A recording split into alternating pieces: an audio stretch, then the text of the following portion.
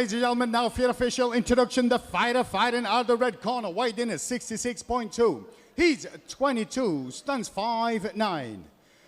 He fights out of Kushin Kai Martial Arts and hails from Telford, Gubir, Batth.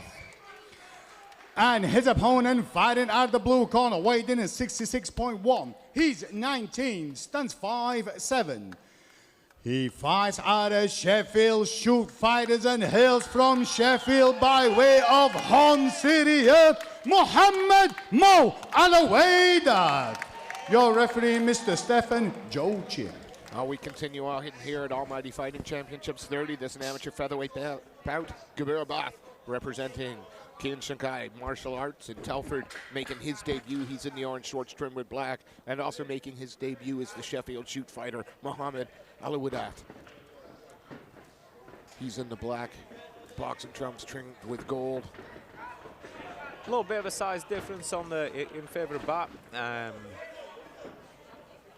But you know, size in everything. Absolutely.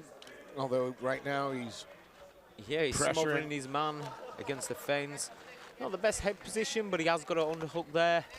Alewidat just works to disengage and manages to get off the cage.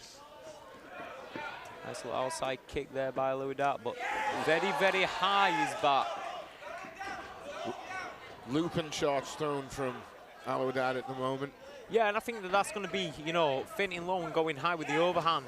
He's tagging him all the time, but just walks through it to secure the takedown. Gets underneath the hips, the hands clasp, scooches the hips out, and now has lots of time to work, over 2 minutes. Top position, side control at the moment. Alewidat close to his corner, though. Yeah, and you know, they pride themselves on the jiu-jitsu down at Sheffield Shoot. We do see a lot of jiu-jitsu finishers from the lads down there, so of course it's going to be well versed here. And that's a lovely step over, gets the hook in. And now really he's got a bit of choice in terms of takes the back. Yeah, you know, when you've got a choice and one of the options is take the back, you always take the back. It's the golden zone. Well, he's gonna have to work a little bit. Yeah. Doesn't want Batth to be able to. Alewidat to be able to turn into him. I think based on what I've seen so far here, is the only saving grace is that they are shorter rounds, amateur, you know, so you can offer a little bit of defense. Flatten him out. Yeah. Got the hand free. But it's just proving difficult to get those gloves in underneath his neck. But Alewidat just taking a bit of punishment. He's jumped for the neck. He just needs to fight 2 hands on 1. Good work there by Alewidat. Yes, he had him on the back for the moment, now on the side. He is just chipping away, staying busy though, is Batth. He is, and good control. Good control. They don't have to be big, heavy shots. Enough to just, you know, put your opponent off and offer something up chasing it like that. But he's realizes it wasn't in where he wanted it. Just goes back to striking without. But why not? It's a dominating minute and a half we've had there. Your opponent can't offer anything back to you here. No. You know, you may as well just focus on keeping position. And I think he's going to be saved by the bell here. Is Alewidat. Yeah, on the side of Batth, you've got somebody who didn't really sacrifice position for anything. Yeah. Racked up points with the strikes, went for the choke when he saw it, didn't overfight for the choke if it wasn't there, because what's the point? It's going to come again. And he did. 2 or 3 times he attempted the choke. Each time he got a little bit closer. But he pretty much dominated that round. And now I'm not all for 10-8 rounds in 3-round fights. But imagine if that had been a 5-round fight, 5-minute fight. It's hard to. Did he have? Was it enough of the round in control? And 100%, yeah, in the best control that you can have as well. Excuse me. Absolutely, it was. And if that had been inside control or mount, I wouldn't even be talking about it. But because the guy took the back control, which is the golden snitch for Harry Potter fans out there, right? It is. Yeah. That's the money. It's the best position you can have. You can't get hit. You can be aggressive. There are a number of submissions you can look for. You can continue to strike. Yeah. So, you know, I wouldn't be surprised to see maybe a 10-8 across the 3 cards in that round. And straight back to what was working for him. It worked for me so well. Yeah, and he was in no real danger of losing that position. No. And again, he's going to take his time here. He's not going to rush. He's going to consolidate everything. He's just going to climb up into the mount now, right? Yeah. There we go. And this is what amateurs for, because Alewidat isn't really offering too much off his back right now, but he's got a head and arm choker's back. Just on the opposite side of the cage to us. I think our camera angle will just cut a little bit, but yes. You could see a little bit of space there, but that is slowly being taken away. He needs to... I mean, at this point, he needs to just offer his back. He doesn't want to turn in. He doesn't want to keep himself clamped there. Go. Offer the back and fight a different battle. Yeah. You know, that's where we're at.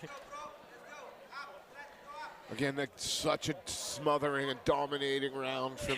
Yeah, now Batth is very high though, right? He's very high right now. If Alewidat could just get to his knees and just offer, you know, maybe offer a quad pod, a tripod or something like that, just to kind of shimmy his man off, but it's in deep. It's in deep, but no. Alewidat does not want this fight to be over. He's fighting on. He's got the heart of a fighter. Doing everything right, to defend the choke. This is just not his world. He cut the figure of somebody who wanted it on the feet. And he would having success on the feet as well. Still chasing that rear naked. I always wonder if the boxing shorts are a giveaway. Sometimes. You know, it's like you tend not to see the jiu-jitsu black belt coming out in tie shorts. Do you know what I mean? Yeah, but that's when they get you, because one will. Yeah, and all of a sudden you get flying triangles. I mean, but that body triangle is nice and tight. He's had that on. It's been essentially 2 minutes of control, chasing submissions. And the body triangle, for the newer fans out there, when you're breathing heavier in round 2 or as the fight goes on, the body triangle becomes so much more effective because your muscles need more oxygen at that point and you're cutting it off. But Alewidat getting back to the top, he needs to disengage. Yeah, he don't want to stay down here because it looked like he turned for a bit of a bulldog choke then and ended up getting shimmied off and having his back taken, but it could be deep right now. I can't really see from my vantage point, but it looks like it's under the chin. Still trying to peel off that. He's fighting the hands. He's doing everything that he needs to do. And he's out again. Yeah, but he moves it sort of from the frying pan into the fire now, right? And if we were talking about, was it a 10-8 round last time? There ain't no doubt in this one. Yeah, 100%. It's hard to score 10-8 rounds in 3 minute, you know, in three-minute fights, because usually it takes about a minute and a half to get it to the floor, and you can be as dominant as you want, but it's only a minute and a half. Yeah. That there was like 2 minutes and 45 seconds of pure domination. Yeah. Although something's landed to mark up the eye of Gubir Batth there. They're got the cutman working on it. Just stepping off the head and arm choke. And my hat's off to Alewidat. He's defending every submission to stay in this fight, but it is just not his night tonight. No. So far, anything can happen. Well, that's right. On the feet. 3 minutes. 3 minutes now. We start standing, but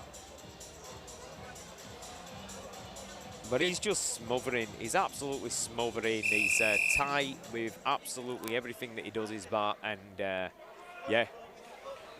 Is it going to be more of the same, or is Alewidat going to circle off a bit more? The fence walls have really not worked in his favour in the last 2 rounds. He gets backed up and crumbles against the fence. And that's not a dig at Alewidat. That's the pressure and presence of Batth and the size. He's making it work for him. Absolutely. It certainly has length, and you would imagine a little bit of weight on him as well. Oh. But again, getting backed up to the fence, he needs. And as soon as he's about a foot away from the fence, you can guarantee that Batth's shooting for something. If it ain't broke, don't fix it, right? Just look at straight away how he's gone to just collecting those legs. I mean, Alewidat got a leg back, and he's just got a knee shield in right now.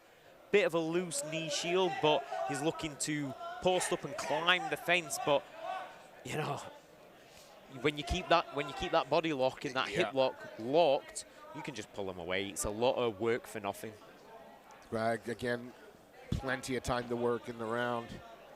Yeah, it's for like Gubir Batth here. what, less than 20 seconds and it were on the floor again. Yeah.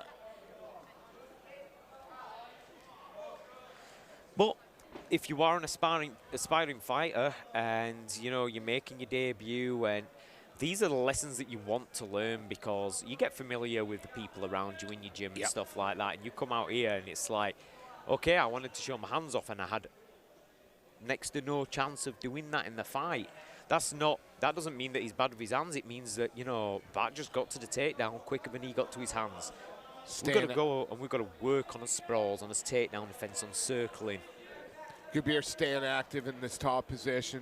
Yeah. Always looking to chip away when he can, improve position, staying busy. Gonna cause the reaction. But one question that has been answered by Alewidat in this, you know, we always like to see a silver lining and find a bit of a lesson to be learned. And the lesson that's learned is he does want to be a fighter. Yeah. He's had plenty of ways out of this fight. He has fought it with tooth and nail just to stay in the fight for more of this. Yeah. But he's not quitting on himself. Nope. Skills can be learned, but sometimes you can't teach that heart. You can't teach that want to fight. Just heavy top position. Good control from Batth at the moment. I mean, he's doing everything right, isn't he? Yeah, he's like a weighted blanket right now, and everywhere that Alewidat moves, Batth's there just to pressure him down a bit more. And then looks to chip away.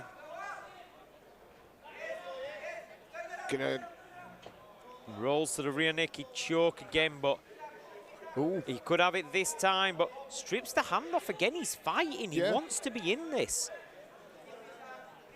Referee banging position. Still looks kind of tight, though. Still, and there's the tap. With one arm. That was a beautiful finish there by Batth. And, you know, you got to suggest that bit of exhaustion, lots of minutes of carrying that weight can. And, you know, final round, you know you're down 2 rounds in a big way. There's a sense of urgency. Sometimes urgency leads to leaving gaps that may not have been there before. It's kill or be killed in that situation. And, you know, if he'd have stayed there comfortable and not done anything, he would have lost the fight on the cards. You've got to go out there and you've got to fight. But not once did he quit on himself. But that was a pure grappling masterclass there by Batth. We see it right there. Goes. Starts that squeeze. And it's how he got the hand to the floor. He'd lost the arm on the head. He'd lost the arm on the head, and he got the hand to the floor and used that to lever it in to trap the carotid arteries. And a little bit of a questionable celebration there, but, you know, what happens in the cage to each their own poison. Let's turn this over to Mr. Sefcon, and he will make the result official.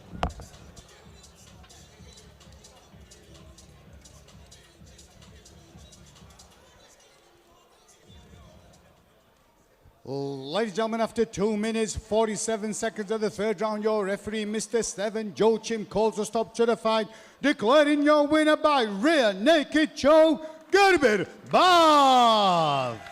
Please show your appreciation for Mohammed Alewidat.